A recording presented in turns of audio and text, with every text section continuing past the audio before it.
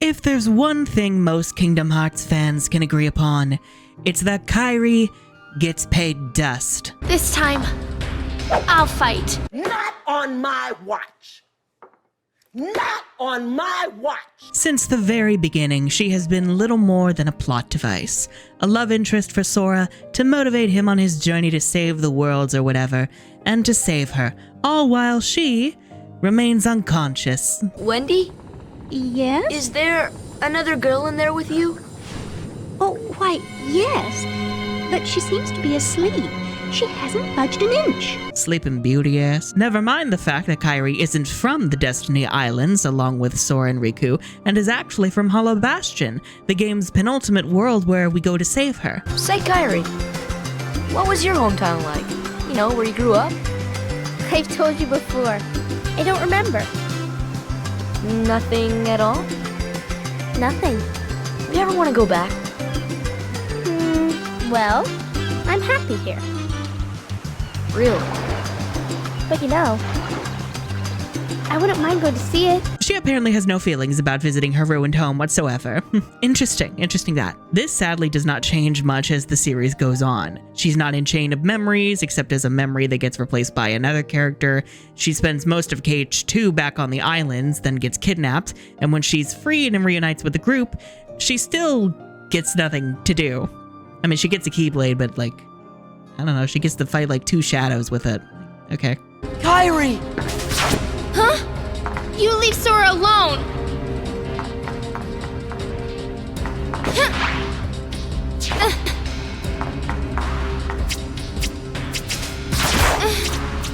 Sora! Recoded she's also not in, not even as a data version. What the fuck, Jiminy? Dream Drop Distance, where Sora and Riku are taking their Mark of Mastery exam, does not have Kairi either until the very end, where they're like, now you begin your training. I have come to learn that you too can wield a Keyblade. I am glad you are here.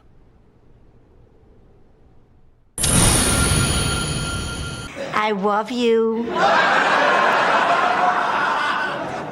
Too little, too late.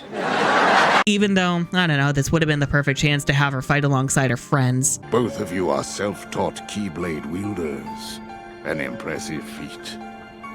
However, the time has come for you to let go of preconceived notions, forget what you know about the Keyblade, and begin your training again with a clean slate. Also, we just had Birth by Sleep by that point, following an entire trio with 3 campaigns, yet Kingdom Hearts 3D only has 2 campaigns? It's 3D! 3 as in like 3 characters as in a trio? And in KH3, no D, Kairi spends the whole game training off screen in a forest where time supposedly does not matter. Okay, sure. I'm training to become a Keyblade wielder like you. That's right. No more waiting for you to come back from your adventures. Merlin has used his magic to bring us to a place where time doesn't matter. We can take as long as we need to complete our training. She could have theoretically spent decades worth of time training, and yet when it is finally time for the big showdown, she still can't protect herself. She just stands there, waiting to get attacked, just like everybody else. No, Sora! We can take as long as we need to complete our training. God, I hate this scene so much. Why does everyone stand there waiting for their turn like it's Ruby Volume 5? And then she gets killed. Oh, this is some bull. Yes, Kairi gets kidnapped and killed to upset Sora and trigger him sacrificing himself so that we can have the big mystery of what became of him. And don't worry, it's not Kairi who's gonna go get him, it's Riku. Because, you know, Kairi still has to train for like 500 years, I guess. I want to go. Kairi, that's not... Yeah, I know. I want to go with you, but I know that I can't. I need to finish training. But I've been going through the motions. Never mind the fact that Sora and Riku had no training when they were hurled into the worlds for KH1 and KH2, but they were perfectly fine. But meanwhile, Kairi needs all the training she can get, apparently. Then, in the game where Kairi is trying to find out what happened to him, Melody of Memory, we only see glimpses of her past rather than a full exploration. We don't even get to play as her. It's a goddamn rhythm game where, when it comes time for Kairi to fight the memory of Xehanort, the man who ruined her homeworld and killed her, the man who launched her in a pod to Destiny Islands, the man who's haunted her since childhood, we instead get Sora fighting him. Look who joined us.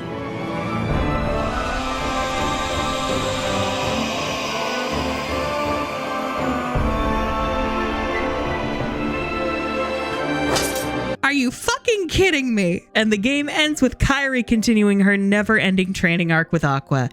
At least she might finally be able to interact with Aqua, at least for fuck's sake. Okay, why do we hate Kairi? Why is she not allowed to do things? Is there a reason why? Why did you give her a Keyblade if she's not doing anything? There were plans to make Kairi playable at this point, and I still had to wait 18 more fucking years for it to happen! Through it all, Kairi has been routinely neglected, refused the chance to take an active part of the story, and to have an arc like her best friends Sora and Riku. They are sold as the most important trio in the series, yet 1/3 of this trio is not allowed to do anything, and is not allowed a spotlight of her own, despite her having the potential to be intensely relevant through her origins in Hollow Bastion, and a potential connection to Ansem the Wise if y'all weren't fucking cowards. The keyhole cannot be completed so long as the last princess of heart still sleeps. Princess? Kairi's a princess? But I've been going through the motions. All this to say, this has made me very, very eager to try out the playable Kairi mod for Kingdom Hearts 1 by our hero, Napstio. Did you want a playable Kairi, bitch? Wish! Motherfucking granted! Napstio? Am I saying that right? Napstio? It's probably the closest we're ever gonna get to playing an entire adventure in Kairi's shoes.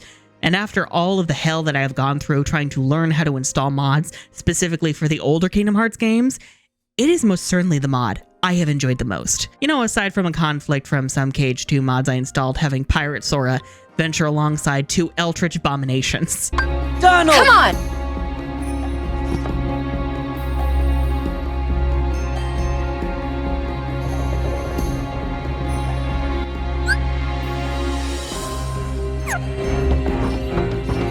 Really, I have spent so much time spiraling into this madness that I felt I needed to make a video yelling about it to justify the whole experience. And also to tease y'all about the fact that this has made me entertain the idea of a Kingdom Hearts rewrite where Kairi is the protagonist from jump. Because of course that would be my coping mechanism. You know, the fucking course it's me. So anyway, let's talk about the mods that I've decked out KH1 with revolving around the Kairi mod. Before we begin, ciao.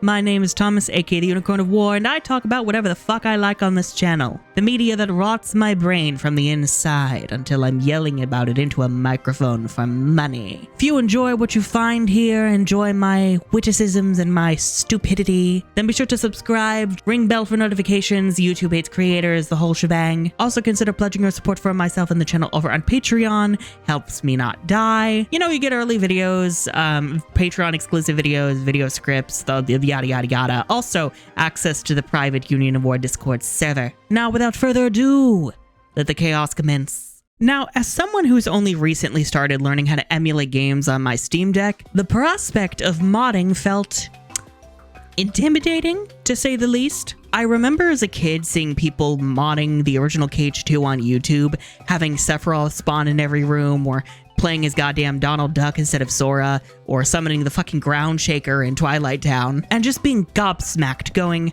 how did you accomplish such digital witchcraft? Then cut to older me being afraid to blow up my games if I tried anything comparable. So for the lay person asking, what the fuck is a mod? Allow me to alleviate your confusion. Look, we have to make sure everybody's on the same page, okay? Okay. Basically, mods are short for modifications, which are changes players make to their game's programming. Sometimes that can be cheats, like infinite health or stamina, or it can be changing character models, like inserting Thomas the Train into Twilight Town, giving me war flashbacks to when children in kindergarten made fun of me for having the same name as a train. And as for where to get mods, Nexus Mods is usually the go-to for PC games.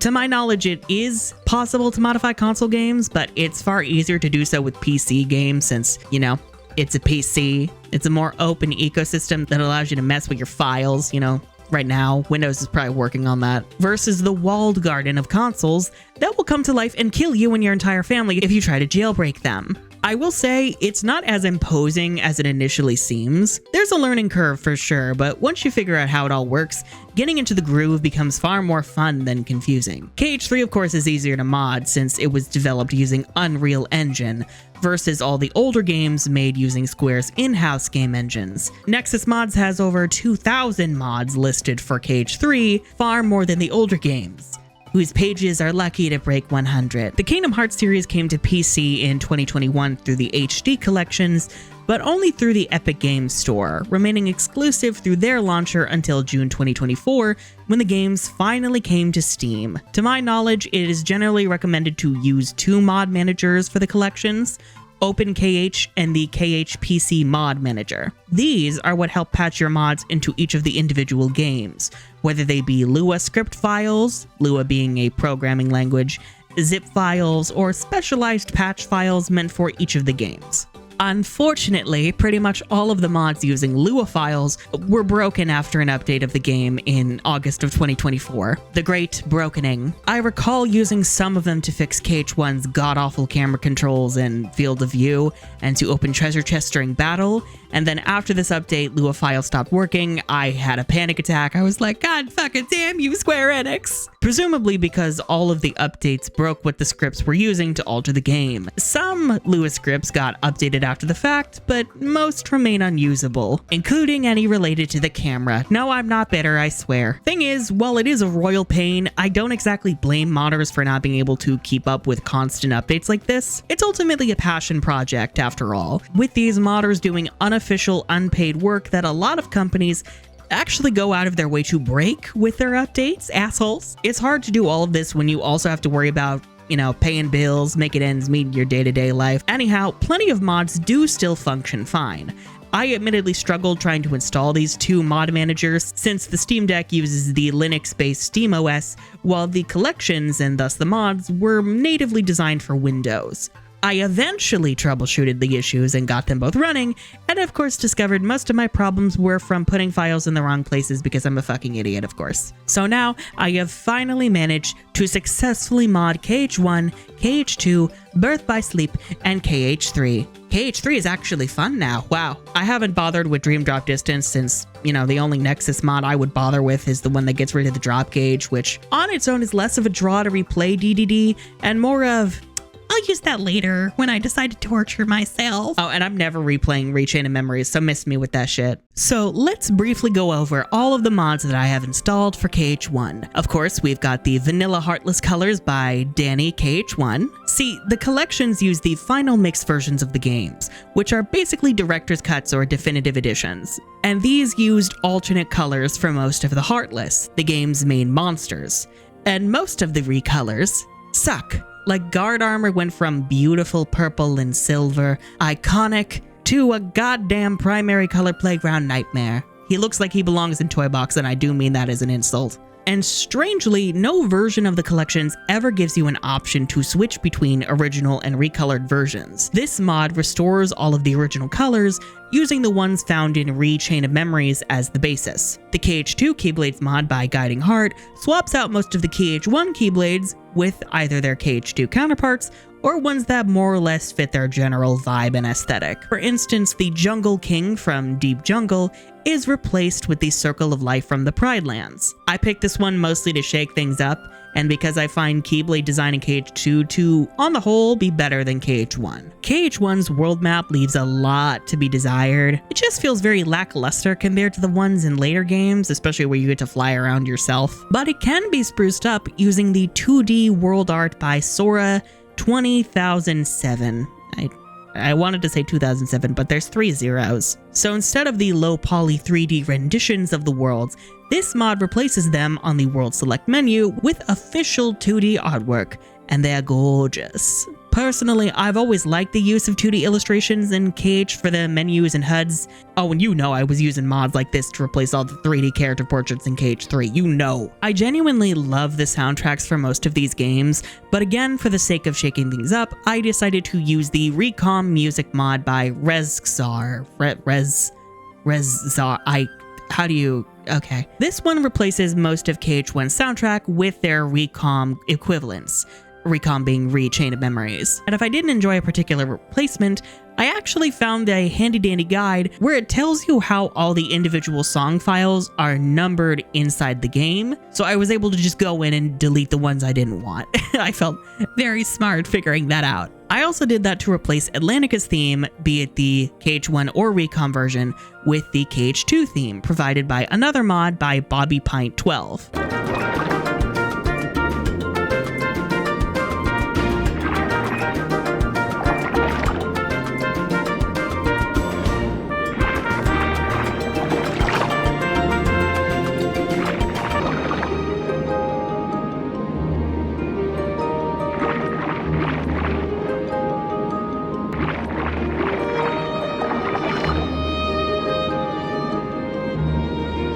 Look, Under the Sea is great and all, but it is maddening when it's on loop, while Isn't It Lovely from KH2 is far more ambient and relaxing to listen to, and doesn't make me want to drown myself. And before we get to our final mod, the main attraction, we have a Kairi themed HUD mod by Gear 2nd Gandalf. This changes the colors of the HP and MP bars to suit Kairi's color palette, and comes in 3 lovely variants for each of her 3 outfits.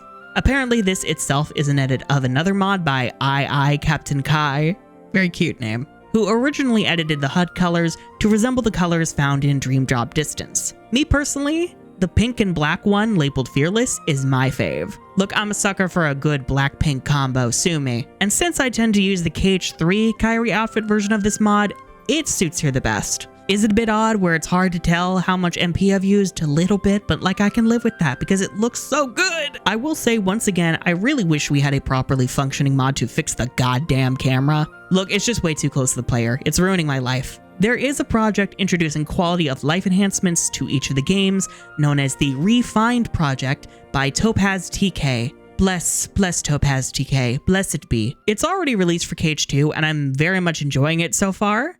And I'm very much looking forward to it when they get to KH1 and Birth by Sleep. Please God save us all. And at last, our main attraction, the playable Kairi mod by Napstio. This one comes in 3 versions, allowing you to play as KH1, KH2, or KH3 Kairi. Personally, while her KH2 design is my favorite, I find it to be the most off-putting version of the mod, and ironically, while I've never really liked her KH3 design, specifically because it makes her look younger than she should be, it's actually perfect for KH1 in that regard. Look, her KH1 design is cute and all, but something about it don't feel right. I think it's the giant head. The title screen is gorgeous. This was created by Zendra, another prolific member of the KH mod scene, and I would like to thank them for restoring my will to live. There is a different version depending on which version of Kairi you're playing as, but they're all gorgeous with cute little pink effects for the menu, and the Melody of Memory version of Dearly Fucking Beloved.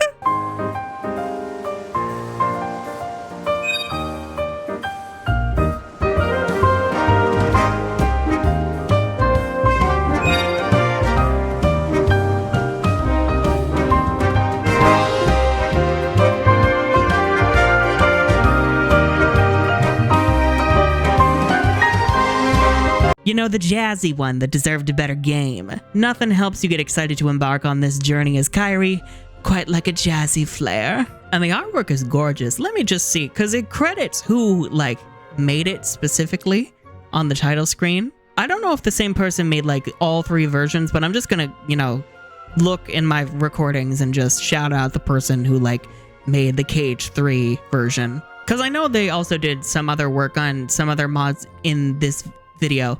Like, go check out the Nexus mod page for the playable Kairi mod. It'll list out, like, everybody who helped make that mod come to life. Because, you know, as usual, it was a team effort. Like, a lot of people have to come together and just create magic. The power of friendship, indeed, this series has taught us very well. Holly Starwalking. That's the person who made this beautiful, beautiful artwork. Thank you, Holly. Thank you. Wait a minute, is that the person who voices Sora in the Snap Cube dub? No one will remember you at all. You'll just be known as the boy that made my wall look like shit. Well, even a bad story is a story people tell each other, sir. Let me Google McMoogle real quicking. Quickly, what's happening? No, that's Holly Hollow Tones, okay. Apparently, if your name is Holly, you're just iconic. I don't make the rules. Where was I? All of the Kairi models rely on most of Sora's original animations, so there can be a bit of an adjustment period to seeing such strange stances from her, especially the KH2 version, where Kairi is contorting her body horrifically to match Sora's poses. I mean, this is understandable. Original animations, even idle poses, can be a goddamn nightmare to animate, let alone import into an existing game. Like, I don't even know if that would be possible. And truth be told, I find a bit of charm in Kairi running around like a goddamn gremlin. I'm willing to excuse this more than the main games, honestly, where Kairi actually does copy Sora's battle pose. Like, was it that hard for Square to come up with original pose for her that feels more in line with her character and personality and design? You just had to copy Sora's. Okay, whatever. That said, Kairi's combos actually do have unique animations, like some spin attacks or her hurling her Keyblade at enemies as a finisher. I'm not actually sure if these are existing animations that were pulled from somewhere else or if they were uniquely animated for Kairi. Either way, chef's kiss. And her version of a dodge roll is just her sliding across the ground in a flash. Kinda badass, honestly. And of course, we've got some lines from Kairi from when she's playable in KH3, and even replacement lines for Donald and Goofy to call out Kairi's name instead of Sora's. You know, it helps to keep the illusion going. Let's talk. Kairi? We even got unique models for each version of Kairi for Atlantica and Halloween Town. According to the credits on Nexus Mods, it was Resili, I hope I'm saying that right, Odzipai Art, and Nitrive Soft, I'll just put them on screen, who created the Halloween Town models. I assume for the KH1, 2, and 3 versions respectively. There's nobody listed for the Atlantica models, so I'm assuming these were custom models made by Napstio themselves or somebody else in the list. Anyhow, they all look great. Specifically, I really like the KH1 Kairi has a purple tail to go with her color scheme, while the KH2 and 3 versions opt for pink tails. Personally, I like to imagine Kairi would have loved the idea of becoming a mermaid and exploring the secrets of the sea. Conversely, I think she would have hated Halloween Town and would refuse to admit how much it creeps her out, all the while wondering how much Sora would have loved this place. Now, as for cutscenes, since they're done in engine, it means that the Kairi mod does show up. Sometimes. See, Kingdom Hearts often uses two different versions of character models, a lower poly version with less detail and usually image textures for the face, and a higher poly version that can be used to show detailed facial expressions. Poly being short for like polygon, as in like, you know, the little blocks that make up a 3D thing. It's a fairly common practice in games, especially older ones. Usually the low poly versions are used for gameplay and less intensive cutscenes where you don't need those expressive faces to save on resources, and they'll be switched out for the higher poly versions as needed. The Kairi mod switches out lower poly Sora, but leaves higher poly Sora alone, which means there's a lot of switching between blank-faced, unblinking, unfeeling, soulless Kairi and regular higher poly Sora going on here.